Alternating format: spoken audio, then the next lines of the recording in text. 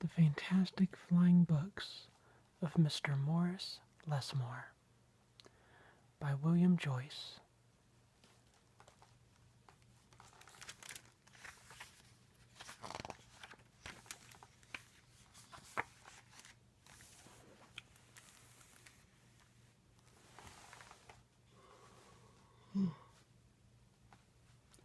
Morris Lessmore loved words. He loved stories. He loved books. His life was a book of his own writing, one orderly page after another. He would open it every morning and write of his joys and sorrows, of all that he knew and everything that he hoped for.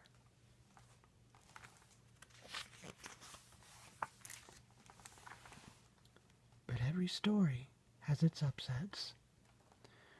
One day, the sky darkened, the winds blew and blew.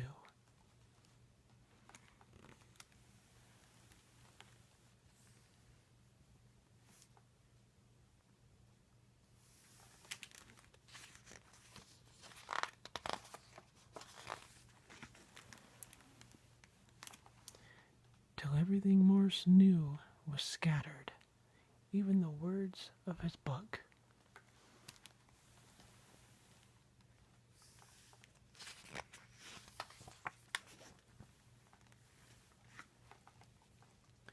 He didn't know what to do or which way to go, so he began to wander and wander.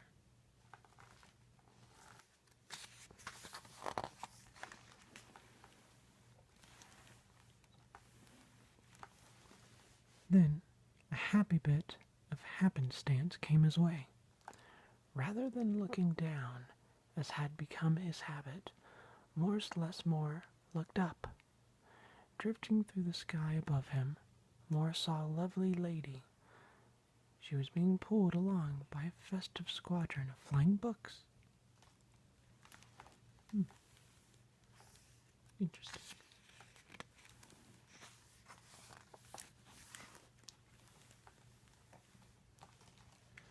Morris wondered if his book could fly, but it couldn't.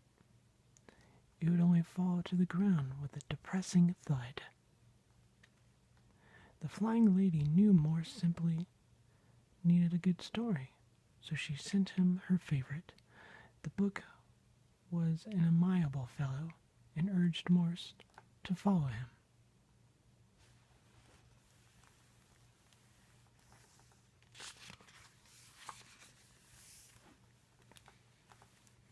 The book led him to an extraordinary building where many books apparently nested.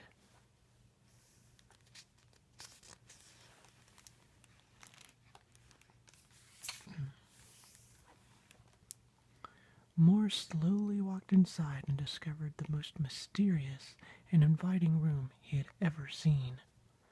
It was filled with the fluttering of countless pages, and Morris could hear the faint chatter of 1,000 different stories, as if each book was whispering an invitation to adventure.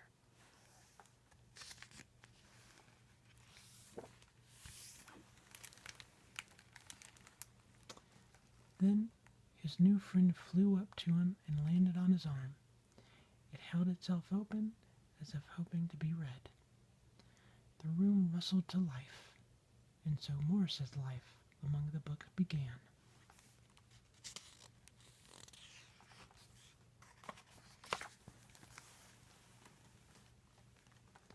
Morris tried to keep the books in some sort of order, but they always mixed themselves up. The tragedies needed cheering up and would visit with the comedies. The encyclopedias, weary of facts, would relax with the comic books and fictions. All in all, it was an agreeable jumble. Morris found great satisfaction in caring for the books, gently fixing those with fragile bindings and unfolding the dog-eared pages of others.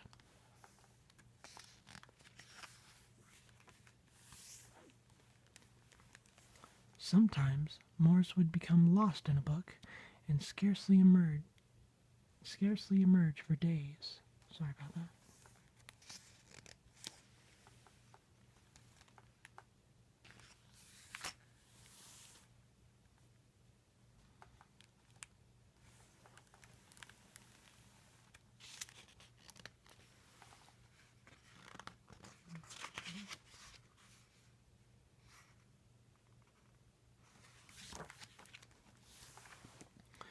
Morris liked to share the books with others. Sometimes it was a favorite that everyone loved, and other times he found a lonely little volume whose tale was seldom told. Everyone's story matters, said Morris, and all the books agreed.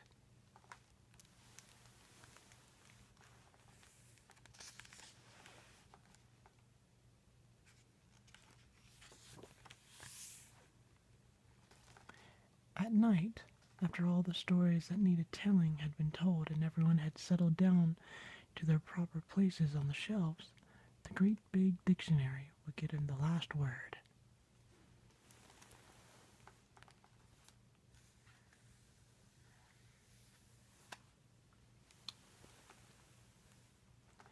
It was then that Morris Lessmore would once again write in his own book.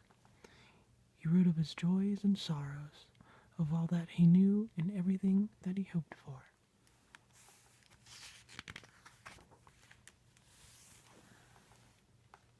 The days passed. So did the months.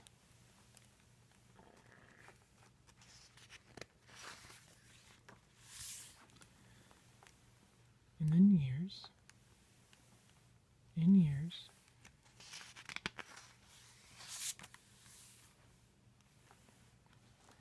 and Morris Lessmore became stooped and crinkly. But the books never changed. Their stories stayed the same. Now his old friends took care of him, though he had once cared for them, and they read themselves to him each night.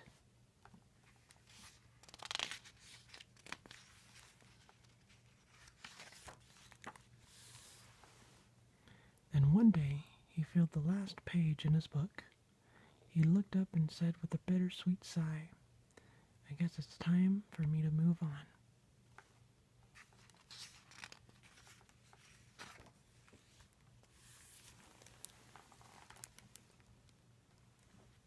The books were sorry, but they understood. Morris put on his hat and took his cane. As he went to the door, he turned and smiled, then waved goodbye. "I'll carry you all in here," he said, and pointed to his heart.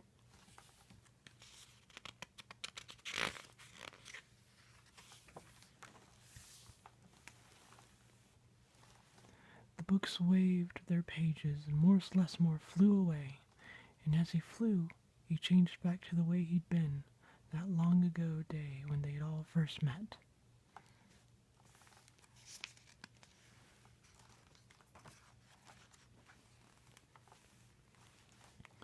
The books were quiet for a while. Then they noticed that Morris Lessmore had left something behind.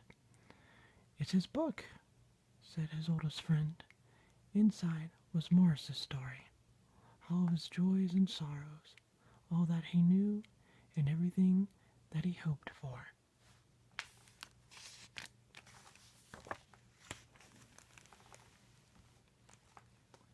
Then the books heard a small, expectant sound.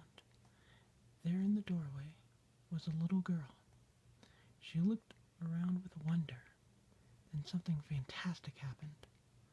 Morris Lessmore's book flew up to her and opened its pages. The girl began to read, and so her story ends as it began.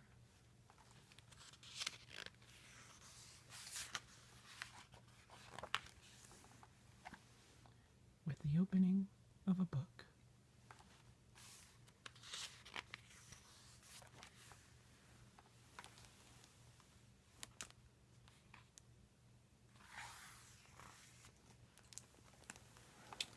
That was a great story with a lot of, not a lot, but a few words that I've never seen before. But yeah, the words were written very beautifully.